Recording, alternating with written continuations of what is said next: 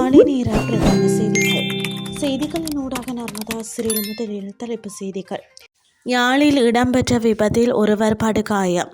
பல்கலைக்கழகங்களுக்கு புதிய மாணவர் அனுமதி தொடர்பில் வெளியான அறிவிப்பு. ஈரான் போரின் முடிவு இட்ரம் வெளியிட்டுள்ள புதிய அறிவிப்பு. இனி விரிவான செய்திகள். யாழ்ப்பாணம் இனிவில் பகுதியில் கார் ஒன்றும் ஜேசிபி ஒன்றும் மோதி இடம்பெற்ற கோர விபத்தில் ஒருவர் படுகாயமடைந்துள்ளார். மருதனார் மடம் பகுதியில் இருந்து யாழ்ப்பாணம் நோக்கி பயணித்த ஜேசிபியும் யாழில் இருந்த மருதனார் மடம் நோக்கி பயணித்த காரும் மோதிய இந்த விபத்து இடம்பெற்றுள்ளது. இந்த விபத்தில் காரில் சாரதி படுகாயமடைந்துள்ளதுடன் காரும் முழுமையாக சேதமடைந்துள்ளது. படுகாயமடைந்த நபர் சிகிச்சைக்காக யாழ்ப்பாணம் போதனா வைத்தியசாலையில் அனுமதிக்கப்பட்டுள்ளார்.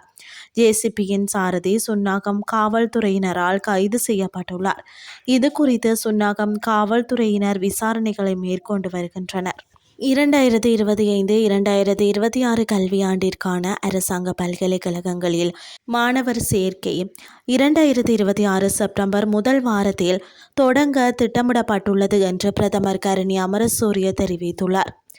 நேற்று நாடாளுமன்றத்தில் நாடாளுமன்ற உறுப்பினர் எழுப்பிய கேள்விக்கு பதிலளித்த அவர், பல்கலைக்கழகங்களின் கட் ஆஃப் மதிப்பெண்கள் வெளியிடப்பட்டதை தொடர்ந்து அனைத்து மாணவர் பதிவு பட்டியல்களையும் 2026 ஆகஸ்ட் 31க்குள் சம்பந்தப்பட்ட பல்கலைக்கழகங்களுக்கு அனுப்புவதற்கான ஏற்பாடுகள் செய்யப்பட்டுள்ளன என்று கூறினார். இதற்கிடையில் 2025-2026 கல்வியாண்டிற்காக 2 புதிய பட்டப்படிப்புகளை அறிமுகப்படுத்துவதற்கான நடவடிக்கைகளும் எடுக்கப்பட்டுள்ளன என்று பிரதமர் தெரிவித்தார். அதன்படி ருஹீனு பல்கலைக்கழகத்தில் புவியியல் தகவல் அமைப்புகள் பாடநெறிக்கு 50 மாணவர்களும், பேராதனை பல்கலைக்கழகத்தில் மின்னணு மற்றும் அறிவு சார்ந்த அமைப்புகள் பொறியியல் பாடநெறிக்கு 50 மாணவர்களும் சேர்க்கப்பட உள்ளனர்.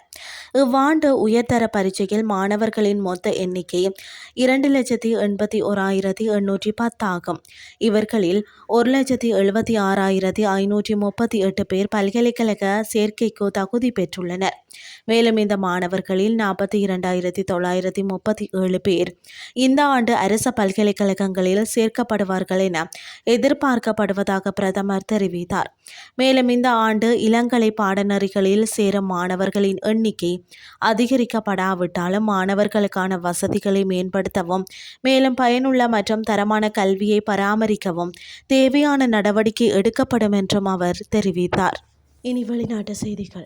அமெரிக்காவிற்கும் ஈரானுக்கும் இடையிலான போர் சூழலை முடிவுக்கு கொண்டு வருவது தொடர்பாக கடந்த 24 மணி நேரத்தில் இரு நாடுகளுக்கும் இடையே மிகவும் ஆக்கப்பூர்வமான பேச்சுவார்த்தைகள் நடைபெற்றுள்ளதாக அமெரிக்க ஜனாதிபதி டொனால்ட் ட்ரம்ப் தெரிவித்துள்ளார்.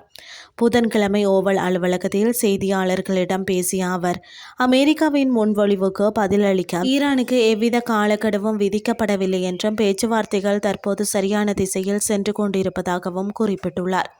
தங்களது நிபந்தனைகள் நிறைவேற்றப்பட வேண்டியது அவசியம் என்பதை வலியுறுத்திய ட்ரம்ப், அவ்வாறு நிகழாத பட்சத்தில் அடுத்த கட்டமாக கடுமையான நடவடிக்கைகளை எடுக்க வேண்டியிருக்கும் எனவும் எச்சரித்துள்ளார்.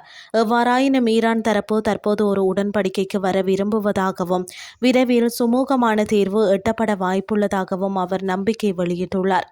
முக்கியமான ஈரான் அணு ஆயுதங்களை வைத்திருக்கக்கூடாது என்ற அமெரிக்காவின் முதன்மை கோரிக்கையை அந்த நாடு ஏற்றுக்கொண்டுள்ளதாக ட்ரம்ப் மீண்டும் தெரிவித்துள்ளார்.